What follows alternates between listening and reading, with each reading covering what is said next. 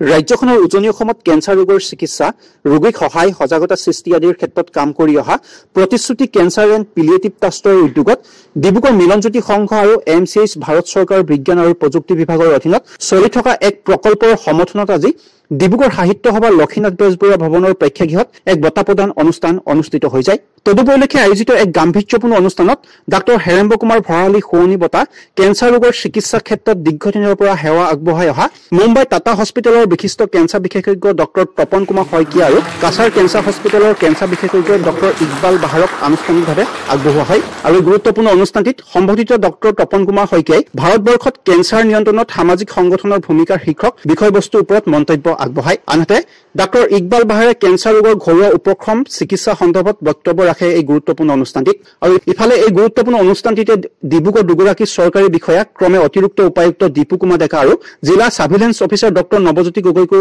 Covid যোদ্ধা হিচাপে সম্বোধনা জ্ঞাপন কৰা হয়। এই গুৰুত্বপূৰ্ণ অনুষ্ঠানটিত ব্ৰহ্মপুত্ৰ কেকাৰ এণ্ড পালিমাৰ লিমিটেডৰ পৰিচালক সঞ্চালক ৰিফ হাজৰিকা, অসম চিকিৎসা মহাবিদ্যালয়ৰ অধ্যক্ষ সঞ্জীৱ কাকতিকে আদি কৰি বিভিন্নজন গণ্যমান্য ব্যক্তিয়ে অংশগ্ৰহণ কৰে। এই গুৰুত্বপূৰ্ণ অনুষ্ঠানটিত আগ ধৰি ডক্টৰ গায়ত্ৰী গগৈয়ে সংবাদ মাধ্যমৰ আগত কিছু মন্তব্য দাঙি ধৰিছে। ডিব্ৰুগড়ৰ মিলনজ্যোতি সংঘ আৰু প্ৰতিশ্ৰুতি কেঞ্চাৰ এণ্ড পেলিয়েটিভ ট্ৰাষ্ট লগতে মোৰ এটা কেঞ্চাৰৰ প্ৰজেক্ট আছে অসম চিকিৎসা মহাবিদ্যালয় ডিপাৰ্টমেণ্ট অফ ছায়েন্স এণ্ড টেকন'লজিৰ আণ্ডাৰত তিনিটা অনুষ্ঠানে লগ হৈ এটা কেঞ্চাৰৰ বিষয়ক বক্তৃতা আৰু আজি বিষয়বস্তু হৈছে role of community organisation in cancer care in Indian scenario' with special mention to Assam, যে সামাজিক সংগঠনসমূহে কেঞ্চাৰৰ নিয়ন্ত্ৰণত সজাগতাত আৰু বিভিন্ন দিশত কেনেধৰণৰ ভূমিকা ল'ব পাৰে।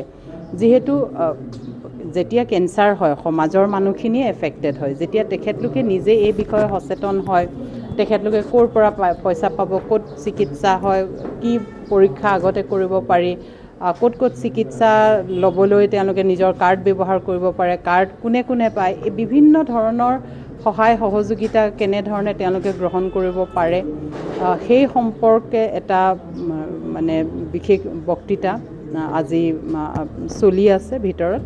আৰু ডক্টৰ তপন কুমাৰ শইকীয়া ছাৰৰ উপস্থিতিত সকলোৱে আপ্লুত হৈ পৰিছে। ধন্যবাদ। আৰু এই গুৰুত্বপূৰ্ণ অনুষ্ঠানটিত সম্বোধিত হৈ ডক্টৰ তপন কুমাৰ শইকীয়াই সংবাদ মাধ্যমত কিছু মন্তব্য দাঙি ধৰিছে। সেইবাবে উদ্যোক্তাসকলক মই ধন্যবাদ জ্ঞাপন কৰিছোঁ, কিন্তু মই প্ৰতিশ্ৰুতিৰ কথাহে ক'ম।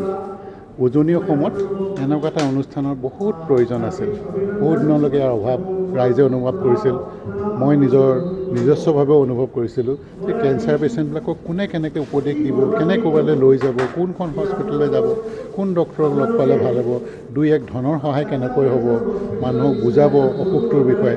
প্ৰতিশ্ৰুতি সেই কাম কৰিবলৈ আৰম্ভ কৰিছে আৰু সেই কাম আৰম্ভ কৰাৰ বাবে আমি ধন্যবাদ জ্ঞাপন কৰিছোঁ প্ৰতিশ্ৰুতিক। কেঞ্চাৰ আৰু যিসকল স্বাস্থ্যকৰ্মী আছে সমাজৰে মানুহ গোটেইবিলাকে একেলগে মিলি কাম কৰিব লাগে। হস্পিটেল এখনত থকা স্বাস্থ্যকৰ্মীসকলে যিখিনি কাম কৰে, কিন্তু সমাজ নিজেও আগবাঢ়ি আহিব লাগিব। কাৰণ কেঞ্চাৰ খুব আৰম্ভণিৰ সময়ত যদি ধৰা পৰে, কেঞ্চাৰৰ অপাৰেশ্যনেই হ'ল, ৰেডিয়েশ্যনেই হ'ল বা দৰৱৰে প্ৰয়োজন হ'ল, কেঞ্চাৰ নিৰাময় হয়। মানুহ দেৰিকৈ আহে, পলমকৈ আহে, মানুহৰ গাত দুখ নাই, কিন্তু মানুহ তাৰ বাবে এৱেৰনেছ, মানুহে জানিব লাগিব যে এই অসুখটো হয়, আৰু প্ৰতিশ্ৰুতি সেই কাম আৰম্ভ কৰিছে। আৰু খুব ভাল কথা হৈছে যে আছাম কেঞ্চাৰ কেয়াৰ ফাউণ্ডেশ্যন কালি এখন মিটিঙত স্বাস্থ্যমন্ত্ৰীৰ লগত একেলগে আছিলোঁ। তেখেতে কৈছে 15 আগষ্টৰ পৰা এই 10খন হস্পিটেল অসমত আৰম্ভ হ'ব, আৰু তেখেতে এইটো সমাজত যেতিয়া ঘোষণা কৰিছে নিশ্চয় হ'ব। আৰু এইটো হোৱাৰ লগে লগে মানুহ ইফালে ইফালে দৌৰি ফুৰিব নালাগে। আজি অসমৰ মানুহ কলিকতা বা মুম্বাই বা ভেলোৰ বা দিল্লী বা চেন্নাইলৈ যাবলৈ প্ৰয়োজন নহ'ব। আৰু এইটো খুব ডাঙৰ কথা, যেতিয়া এই হস্পিটেলবোৰ বাহিৰৰ মানুহে ইয়ালৈ ঢাপলি মেলি আহিব, অসমৰ মানুহ বাহিৰলৈ ঢাপলি মেলিব নালাগে। News x report RVTV।